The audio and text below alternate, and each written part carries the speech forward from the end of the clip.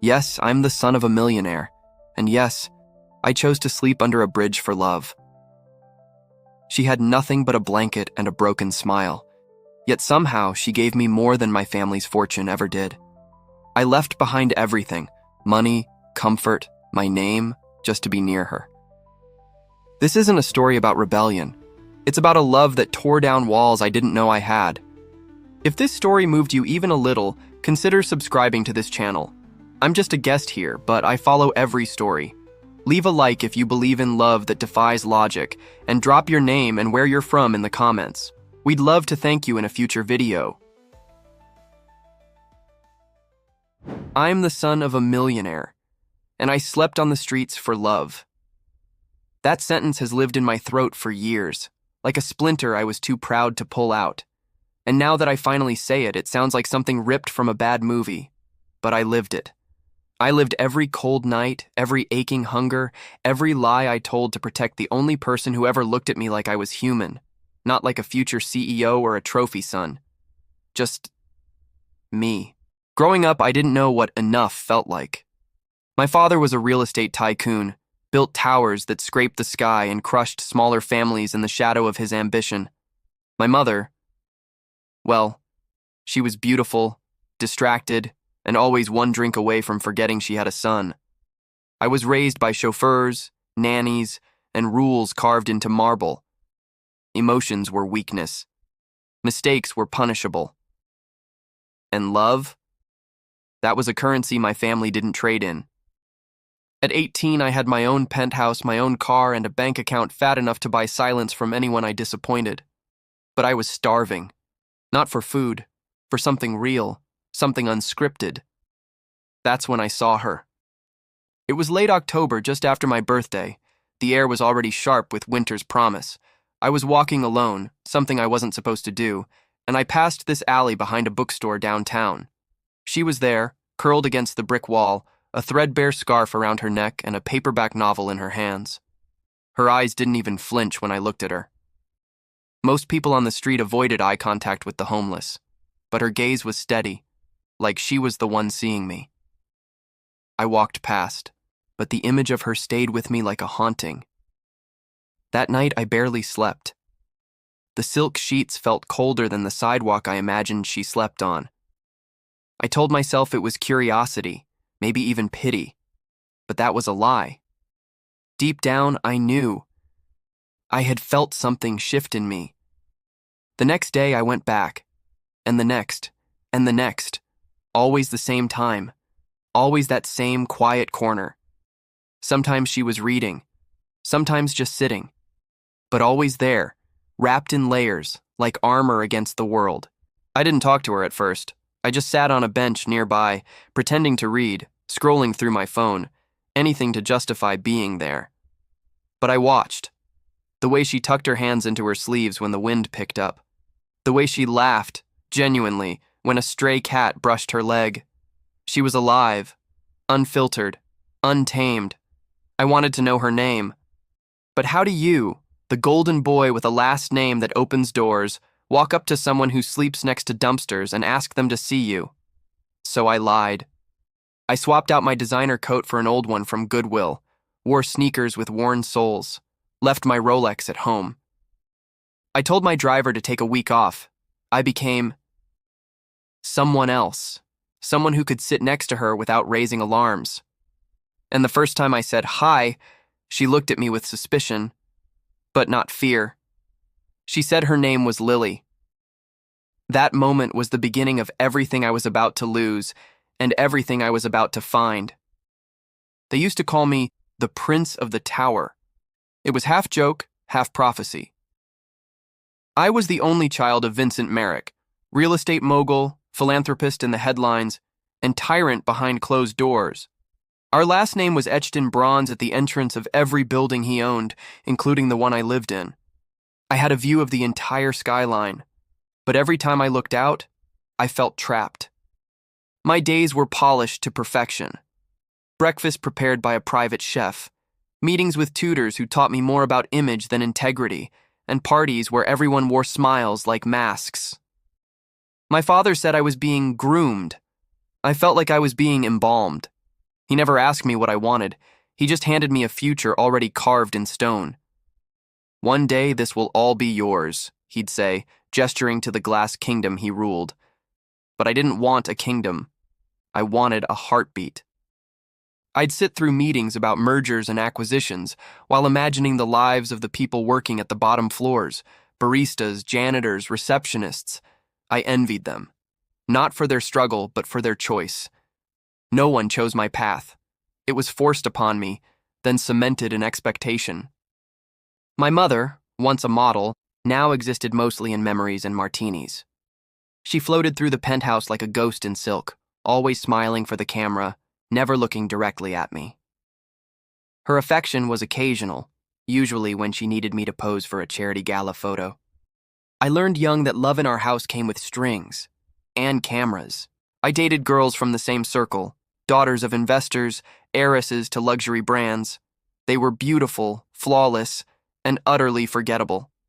We'd dine at rooftop restaurants, kiss under chandeliers, and part ways with practiced elegance. No fire, no truth, just two actors reciting lines. Then came Lily. The first time she spoke to me, I forgot how to pretend. Her voice had texture, like she wasn't afraid to be angry or amused or sad. I remember thinking, this girl lives in a world I was never allowed to visit, and I wanted in.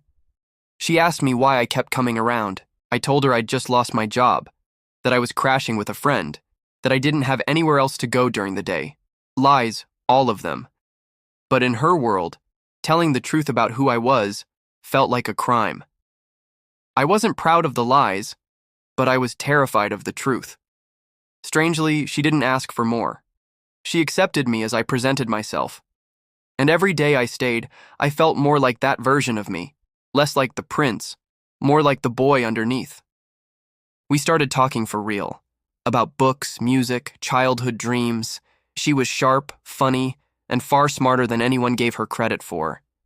She told me she used to be in college, that everything fell apart after her mother died. She never asked for pity, only listened when I spoke.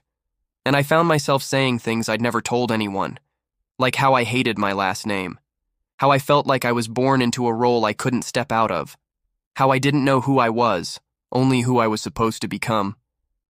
With Lily, I didn't have to perform, and that scared the hell out of me. Lily never asked for anything. That's what made her different. She didn't try to impress me, didn't flirt, didn't play games. She just was. Her honesty was so raw it felt almost violent, like it stripped away every fake layer I'd ever worn. And still, I kept lying.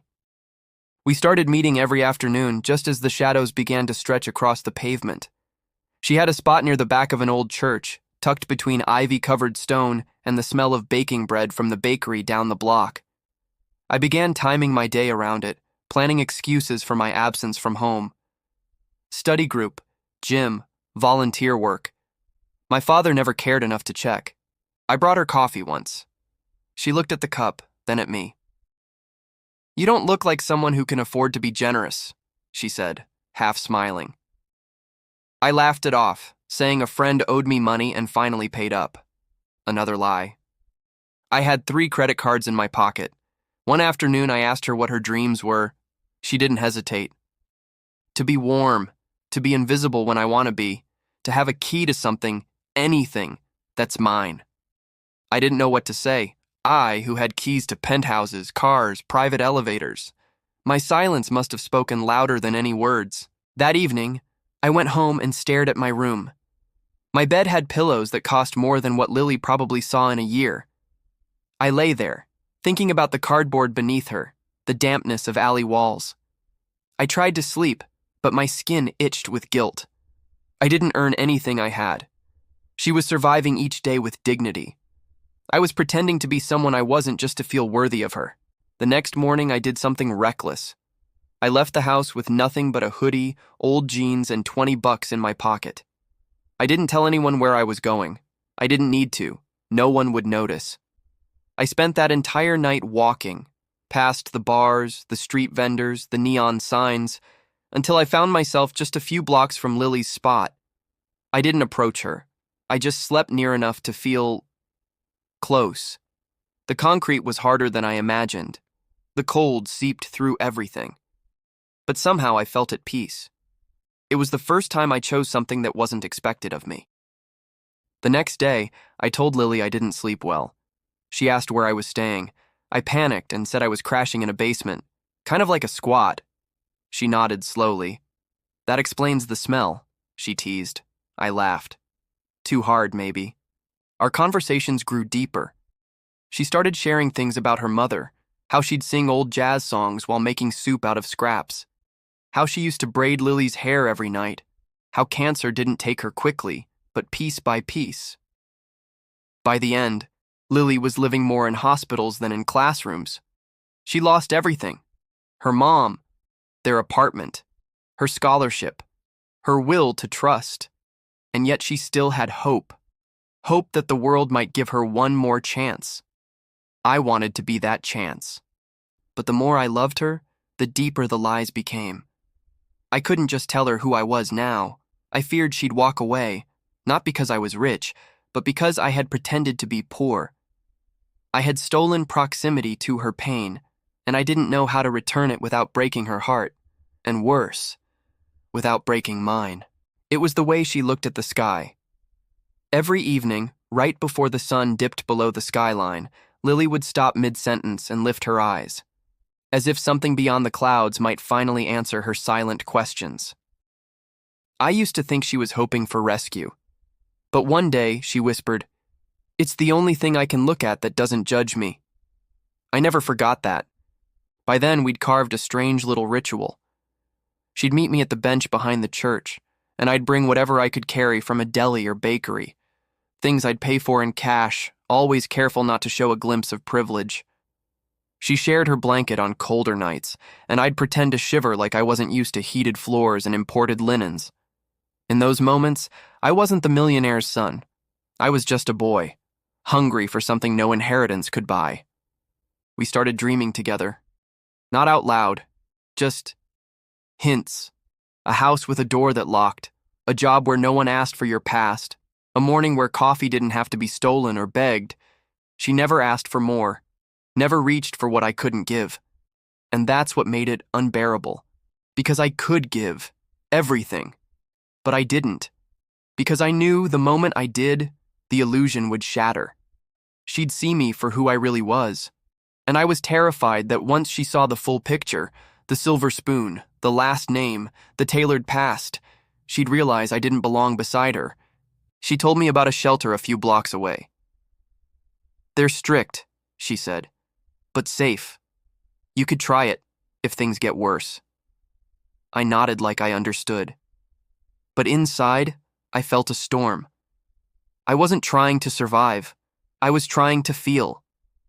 The second night I stayed out, I didn't sleep. There were rats, sirens, voices arguing in alleyways.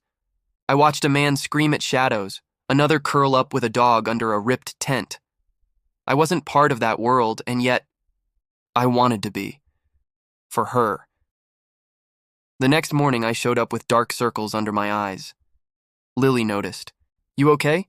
she asked, offering the last piece of her breakfast bar. I hesitated, then said, "Didn't sleep well." She offered no pity, just presence.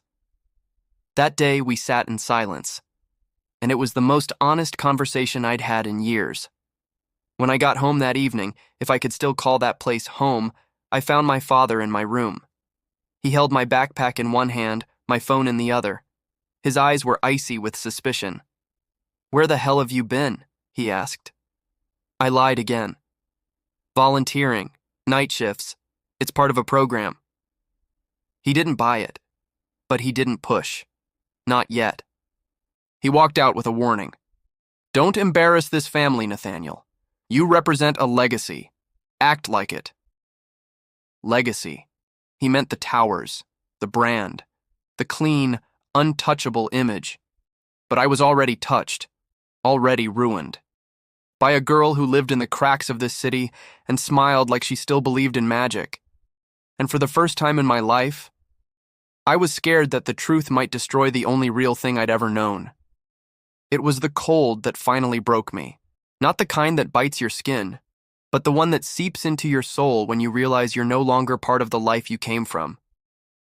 The moment I stepped into that alley with nothing but a thrift store hoodie and a fake name, I stopped being Nathaniel Merrick, and I started becoming whoever she needed me to be. I told Lily I was crashing at an old friend's garage.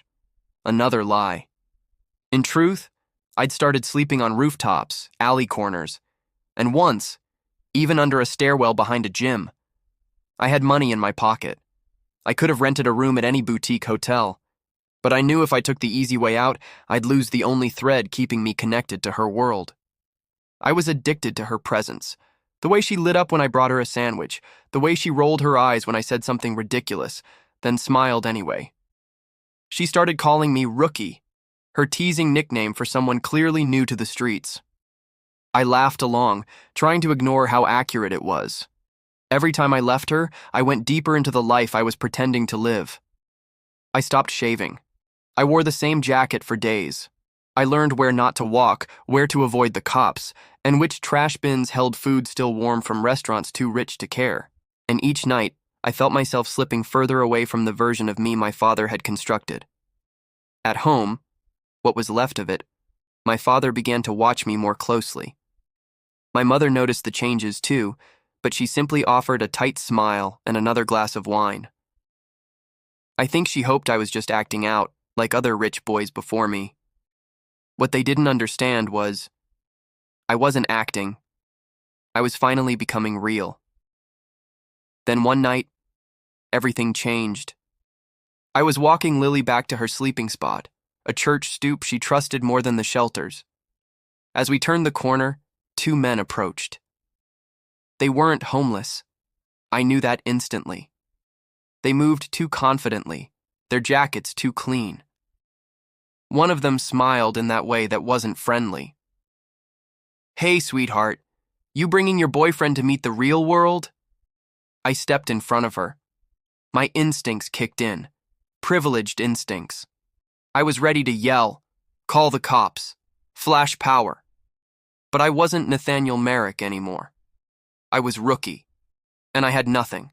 No wallet, no driver, no name, just fear. The taller one shoved me. "Relax, we're just talking." Lily grabbed my hand. "Let's go. Now." We ran. Fast. Turned a corner. Ducked behind a dumpster. My heart was pounding, my breath visible in the icy air. She didn't say a word for minutes. When she finally looked at me, her eyes weren't filled with gratitude. They were filled with guilt. "This life isn't for you," she whispered. "You don't belong here." But I shook my head. "I'm exactly where I need to be." She didn't believe me. I barely believed myself. That night, I didn't go home. I curled up on the pavement next to a heating grate and let the city cradle me like a mother it never meant to be. The noise, the smell, the shivering bodies nearby, they didn't scare me anymore. What scared me was how much I wanted to stay. I knew it couldn't last. Living a double life, one foot in marble floors, the other in alleyways, it catches up to you. I was playing a dangerous game, balancing privilege and poverty like they were costumes I could switch between. But the truth? They were both prisons. And the walls were closing in. I came home after 3 days on the street, my limit physically. My knees ached from cold concrete, my eyes burned from lack of sleep, and my hands were scraped raw from slipping on frozen stairs. I thought I could sneak back in unnoticed, take a shower, sleep for a few hours, then disappear again like a ghost in designer clothes. But he was waiting. My father stood in the hallway of our penthouse, arms crossed, jaw clenched, a silence more dangerous than yelling. On the table behind him sat my backpack, the cheap one I used for my other life, unzipped and exposed like a crime scene. "Where have you been?" he asked, voice low. "Out," I muttered, trying to walk past. "Don't be clever. You've been missing for 3 days. Your bank account hasn't moved. Your phone's been dead. And someone from the club saw you digging through a trash bin behind a deli." I froze. "I didn't raise a lunatic, Nathaniel." I turned to face him. "No, you raised a stranger." That cracked something in him. He stepped forward, eyes burning. What the hell are you doing? Living like some gutter rat? Are you on drugs? Is this some twisted rebellion? No, I'm in love. He laughed, sharp and cruel. With who? A street whore? The slap wasn't physical, but it might as well have been. My body went still. My fists clenched. Don't you ever call her that? I whispered. Oh, so it's her. His face twisted in disgust. This is about that girl? The one you've been skulking around with behind the cathedral like some charity project? She's not a project. She's the only person who's ever seen me. She's seen nothing, Nathaniel. You think this is noble? Slumming it for a pretty face with a sob story? You're humiliating this family. No, I snapped. You humiliated this family the day you taught me money matters more than love. He moved to grab my arm. I stepped back. You have two choices, he said. End this nonsense, come back to your senses, or I will cut you off. Completely. No inheritance, no trust, no name. I stood in that hallway, surrounded by everything I was supposed to want. Art that cost more than college tuition, chandeliers heavier than some people's homes, a skyline view that screamed success. And none of it mattered. She's worth more than every zero in your bank account, I said quietly. Then I walked past him into my room. I grabbed the small stash of cash I'd hidden in a book, my warmest coat, and an old photograph of my mother before the alcohol took over her smile. And I left. That night, I slept under a bridge. On purpose. Because love, real love, demands sacrifice. And I had just sacrificed everything. I should have told her sooner. I played the part for so long I started to believe it myself, that I could live in both worlds without breaking either, that she'd never find out, that maybe, just maybe, I could build something real on top of lies, as long as the feeling was pure. But truth has a way of clawing to the surface, and it never comes gently. I met Lily in our usual spot, bench, blanket, coffee I bought with change. She smiled, touched my hand without hesitation, and asked, "Rookie, why do you always smell like cedar and soap when it rains?" I laughed it off. She laughed too. But her eyes lingered on mine longer than usual, like something inside her was already beginning to unravel. That day, I couldn't take it anymore. I looked at her, really looked at her, and said, "I need to tell you who I am." She tilted her head, unsure, waiting. "I'm not who I said I was. My name isn't Mark. It's Nathaniel. My father's Vincent Merrick." She didn't blink. She didn't speak. She just stared. I've been living two lives, one with you and the other in a penthouse downtown. I lied because I didn't know how else to be near you, because I thought if you knew the truth, you'd think I was just playing some sick game. But I swear, Lily, none of this was a game. Still, she said nothing. I reached for her hand. She pulled it back like I'd burned her. "You lied to me," she whispered, voice trembling. "All this time, I opened up to you. I trusted you." "I didn't do it to hurt you," I said. "I did it because you're the only real thing I've ever known. Because I love you." "Don't," she snapped. "Don't use that word like it means something when you built everything on lies." Her eyes filled with tears. Not the soft kind. The kind that come from betrayal so deep it doesn't bleed. It burns. "You came into my world because you had the option to leave. You got to choose the cold. I didn't." I tried to speak, to reach her, to explain that it wasn't about pity or thrill or rebellion. But none of that mattered. Because she stood up, took her tattered blanket, and said, "I don't need another rich boy using my life as a mirror for his emptiness." And she walked away. Just like that. No scream, no slap, no goodbye. I sat there for hours, until the sun disappeared and the cold crept into my bones.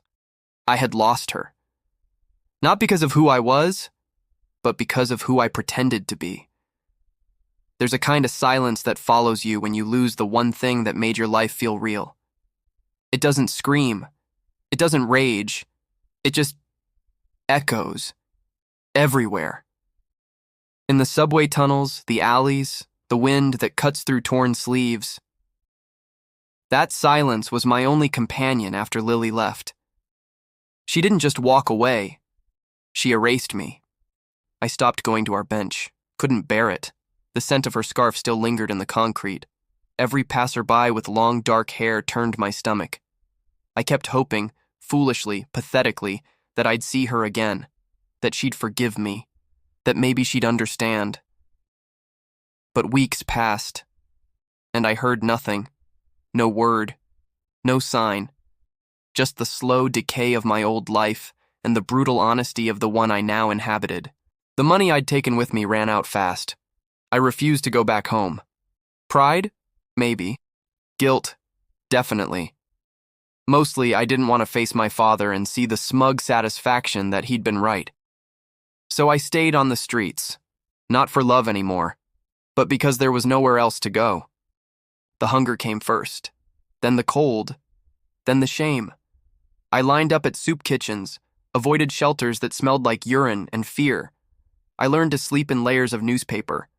I learned which trash bins were safe to check after closing. I even learned how to smile when a stranger handed me $1.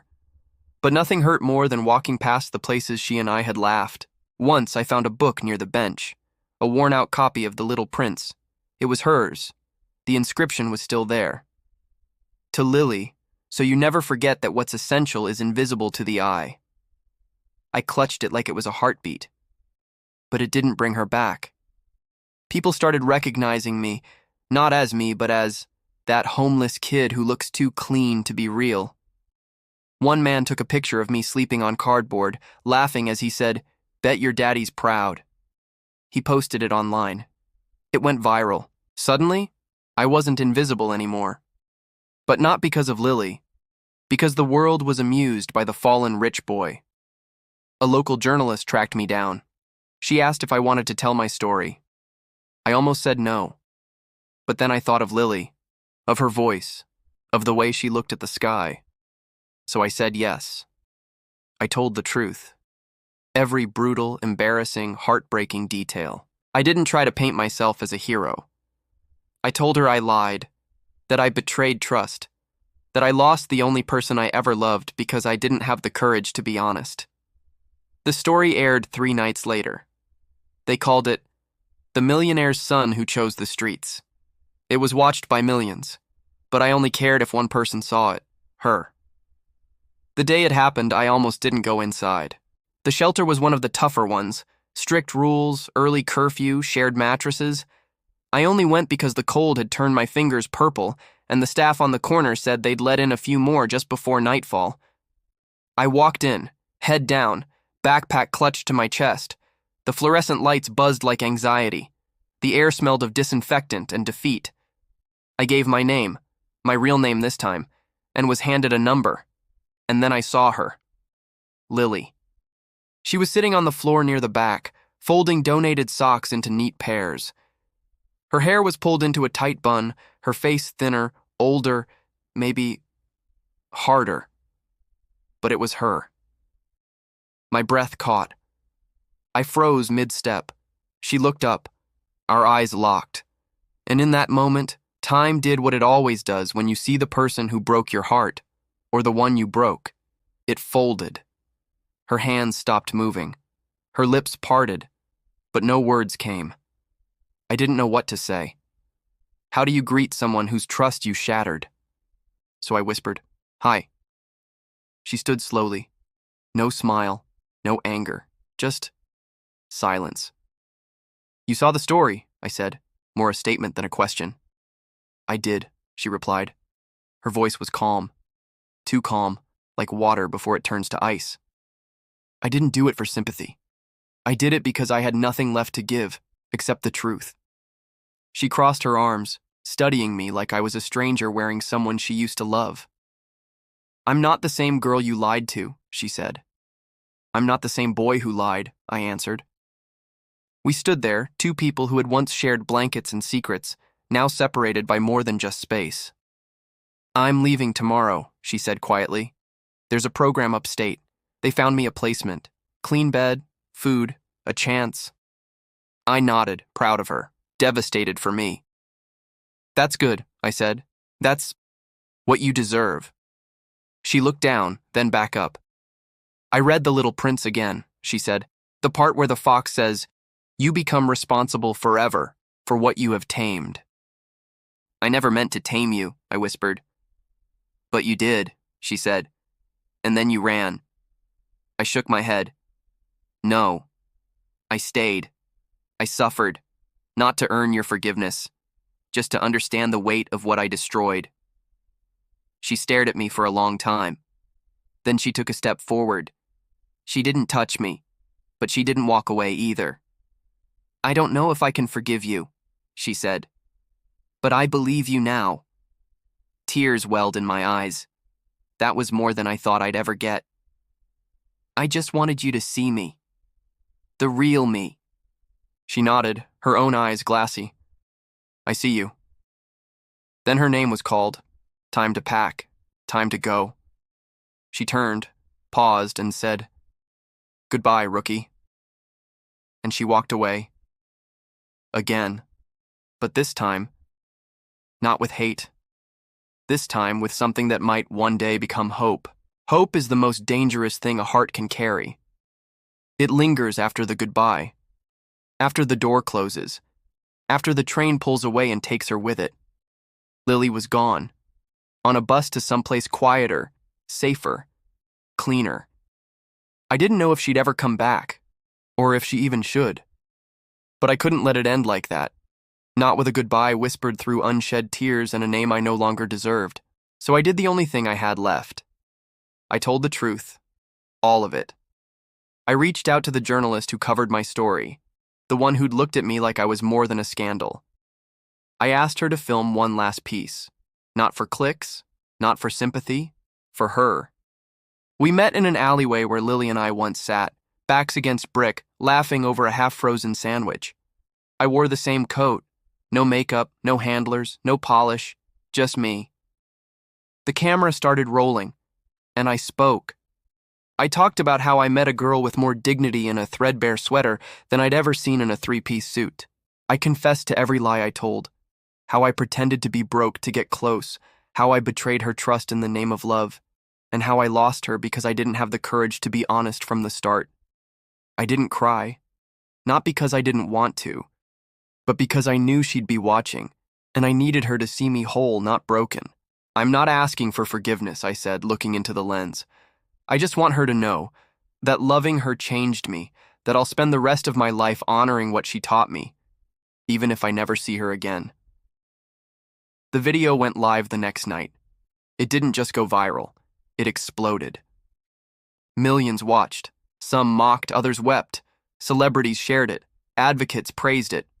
My father issued a cold, carefully worded statement about privacy and respect for the family. I didn't care. None of it mattered unless she saw it. And then, I got the message. Just 2 words. I saw. That was all. But I knew what it meant. It meant she heard me. It meant my voice, once buried under layers of privilege, arrogance, and fear, had finally reached her. I didn't know what came next. But for the first time since she walked away, I slept. 2 weeks. That's how long it took. 14 days of silence after her message. I saw.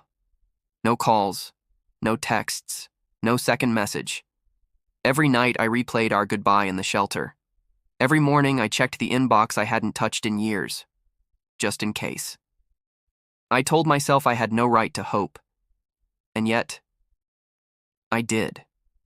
I started volunteering at the same shelter she left, washing sheets, distributing meals, talking less, listening more.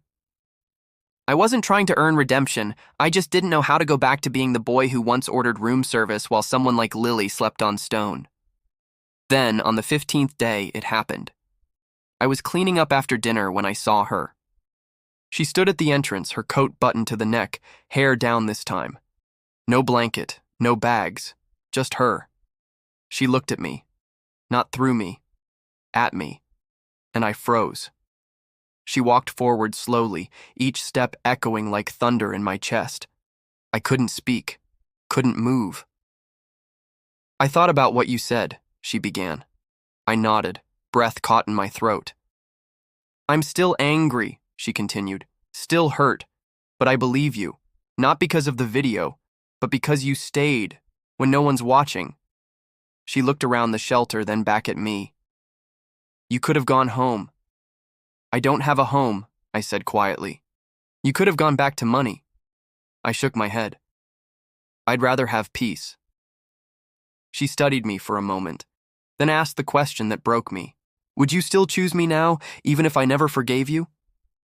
Without hesitating, I said, yes, because I wasn't there for a second chance at us. I was there because she made me want to be better, even if I never held her hand again. She stepped closer.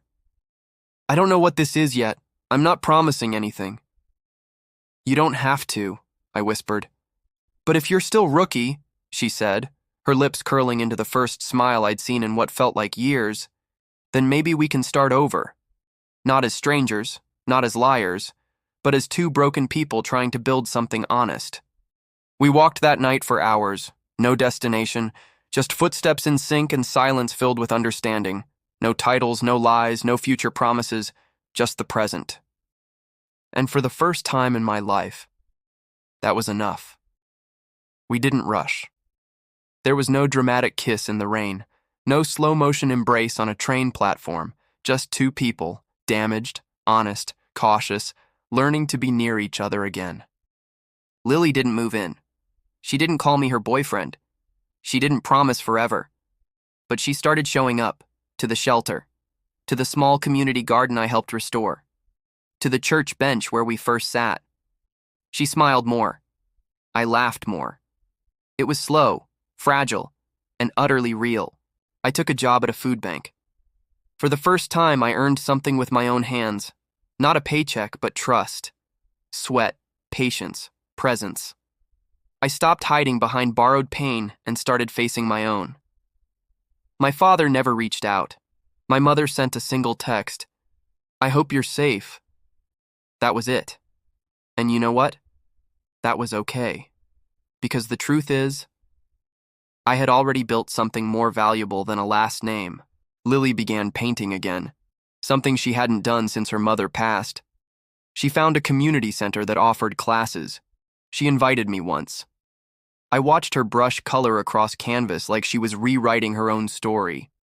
One night, sitting on a stoop after a shared shift at the shelter, she looked at me and said, "Do you miss it?" I knew what she meant.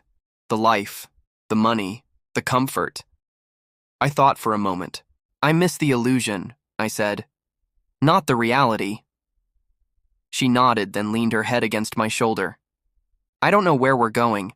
We don't own much. We don't have a plan written in stone. But we wake up each morning choosing the same path, even if it's cracked, narrow, and uncertain. And that feels like love. A different kind of love. Not the love built on fantasy and rescue, but the kind built on sitting beside someone in their darkest hour and staying.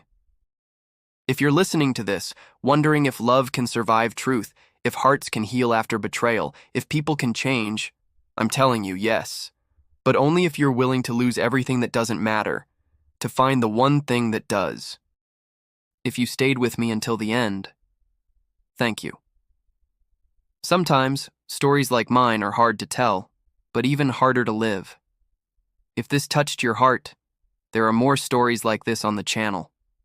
And if you feel comfortable, share your name and where you're watching from in the comments. I'd love to know who's out there listening.